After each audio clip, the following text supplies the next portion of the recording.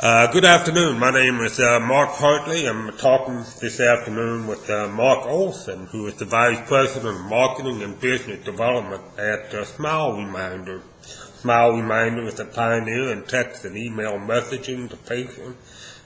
Think of electronic recall notices. However, the company is much more varied than that. I want to talk with Mark about social media interaction with the patient. And Mark, thank you for joining me. Absolutely, it's great to be here, Mark. So we have more and more dental professionals are getting online, have Facebook accounts, MySpace or LinkedIn or whatever the case may be. How active do you feel like dental professionals should be on their social media interaction with dental patients, not just friends and family members, but should they be interacting online with patients? Yeah, I absolutely believe they should. The social media circles, if you will, are becoming the new circles of information. We're seeing less and less requesting of information through Google, because these social media circles that we're all in are feeding us as much information as we actually need. We don't have to go search it anymore. It actually comes to us. And so, the doctors, they sort of have to separate the idea of my social or my personal life and my professional life. And we encourage most doctors to have profiles and social media circles that are separate. I don't really need to know too much about what my doctor did for his daughter's birthday party, but if he went to a meeting and learned something new, or he's got a new piece of technology in his office or something like that, then that's the kind of information I'm interested in hearing from my doctor or any healthcare provider. Well, I see a lot of profile pages for dental offices where doctors have set up both the personal and a practice profile, and they usually link, so you can go from one to the other without much difficulty. Yeah. So, and I see a lot of casual information, like you just talked about, what the baby did today, kind of thing. Would you be guarded against that? I mean, is there a fine line on how much of your personal life you share with your patient? Yeah, I would recommend, again, that's why I sort of recommend having a profile for personal and a profile for business.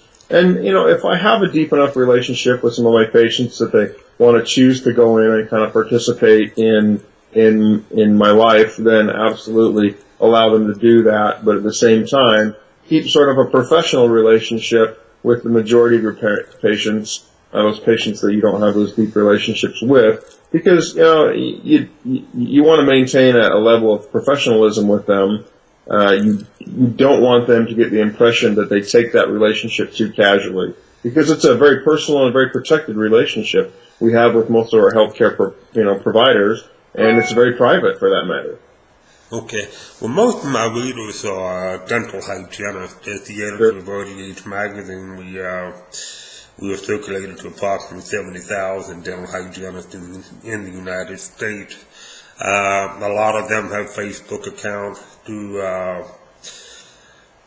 What steps should a dental hygienist, would you recommend a dental hygienist taking as far as setting up a practice, dental practice Facebook account? I feel like they can contribute to you, and if so, how, in what way? How would you recommend they go about doing it? Yeah, so, at Smile Reminder, we actually help the practices set their own up.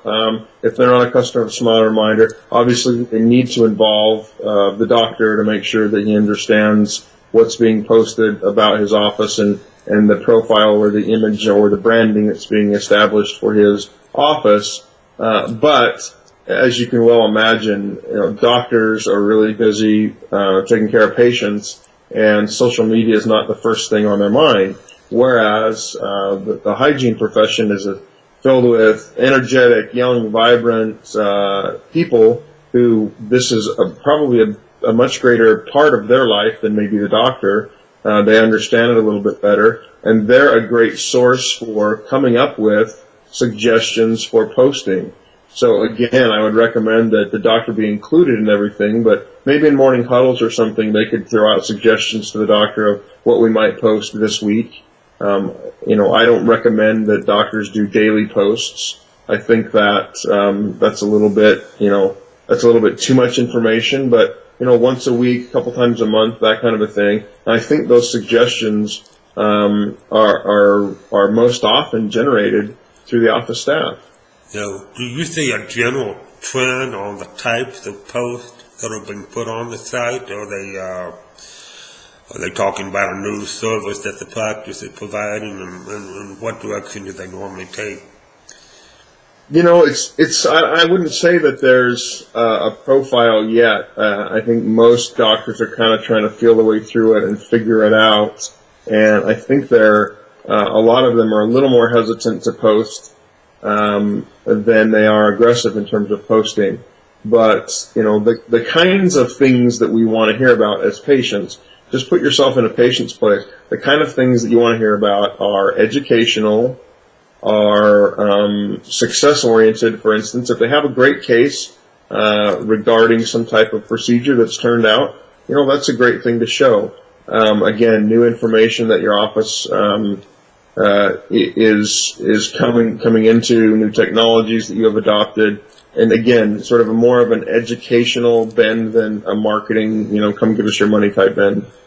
Okay, well, Mark, I don't mean to put you on the spot, but you and Sure. most of the people viewing this video don't know this, but I see you at most of the trade shows, and every time I talk to you, you have a statistic that blows me away about the computer usage in the dental profession. Do you have a statistic on the top of your head about how dental offices are using social media? How often? Well, I think my favorite statistic right now is the size or the scope of social media, and that is that if Facebook were a country, it would be the third largest country in the world. And also, the fastest growing segment of Facebook users are what some people would call seniors, 55 and older.